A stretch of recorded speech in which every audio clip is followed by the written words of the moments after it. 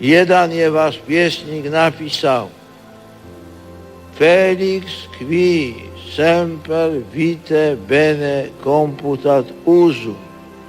To jest, sretan je onaj tko uvijek smišlja kako će dobro upotrijebiti život.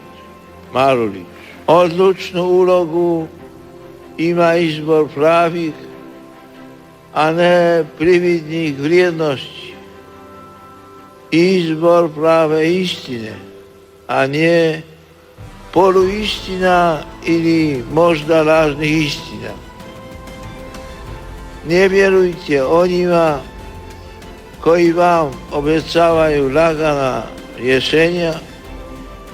Bez žrtve se ne može sagraditi ništa veliko.